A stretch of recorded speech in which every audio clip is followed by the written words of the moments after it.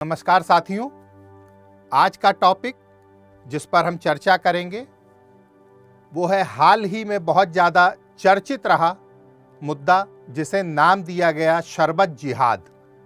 बाबा रामदेव ने अपने पतंजलि शरबत के प्रचार के दौरान बिना नाम लिए हमदर्द कंपनी के रूह अफ़ज़ा शरबत पर विवादास्पद टिप्पणी कर दी, जिसे उन्होंने शरबत जिहाद का नाम दिया, ठीक वैसे ही जैसे लब जिहाद, बोट जिहाद वगैरह वगैरह।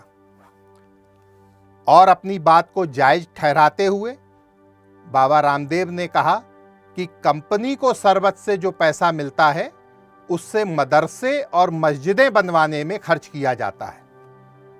उन्होंने आगे कहा कि अगर आप पतंजलि का शरबत पिएंगे तो गुरुकुल बनेंगे, आचार्य कुलम बनेंगे, पतंजलि विश्वविद्यालय और भारतीय शिक्षा बोर्ड आगे बढ़ेगा। हालांकि वीडियो में उन्होंने ड्रिंक का नाम नहीं लिया, लेकिन लोगों को इशारा समझते देर नहीं लगी कि वे रूह अफ़ज़ा शरबत की बात कर रहे हैं। बाबा रामदेव के इस बयान के खिलाफ रूह अफ़ज़ा शरबत बनाने वाली कंपनी हमदर्द ने दिल्ली हाई कोर्ट में याचिका दाखिल कर दी, जिस पर दिल्ली हाई कोर्ट ने बाबा रामदेव के उस बयान पर नाराजगी जताई जिसमें उन्होंने शरबत जिहाद शब्द का इस्तेमाल किया। अब यहाँ रूह अफ़ज़ा शरबत बनाने वाली कंपनी हमदर्द का थोड़ा सा इतिहास समझ लेते हैं।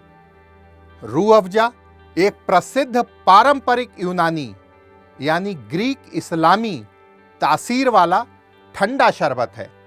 इसे शुरू करने वाले शख्स थे यूपी के जिला पीलीभीत, जिसे बांसुरी नगरी के रूप में भी जाना जाता है, में जन्मे यूनानी हकीम हफीज अब्दुल मजीद साहब, जिन्होंने साल 1906 में एक छोटे से यूनानी क्लिनिक की शुरुआत दिल्ली में की, जिसका नाम उन्होंने हमदर्द रखा।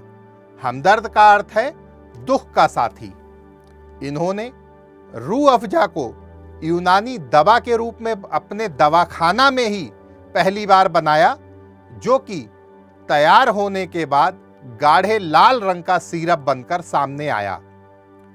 साल 1907 में दिल्ली में भीषण गर्मी और लू के चलते हकीम साहब ने अपने मरीजों को रूह अफ़ज़ा की खुराक देना शुरू किया, जिसके सहारे उनके शरीर में पानी की कमी पूरी हो गई और वे ठीक होने लगे। और वास्तव में इसका स्वाद भी बहुत अच्छा और मीठा था। लेकिन वैसे ही आजकल गर्मी और लू की स्थिति में मार्केट में बहुत सी एनर्जी ड्रिंक आ गई हैं। इसी तरह धीरे धीरे यह काफ़ी प्रचलित हो गया। इसी बीच साल 1922 में हकीम साहब का इंतकाल हो गया, जिसके बाद कंपनी की बागडोर उनके दो बेटों अब्दुल हमीद और मोहम्मद सईद के हाथों में आ गई। उनके छोटे बेटे मोहम्मद सईद, चूंकि तब आज़ादी की लड़ाई में मुस्लिम लीग के अलग मुस्लिम देश की मांग से प्रेरित थे, इसलिए यह बंटवारे के बाद साल 1948 में पाकिस्तान शिफ्ट हो गए।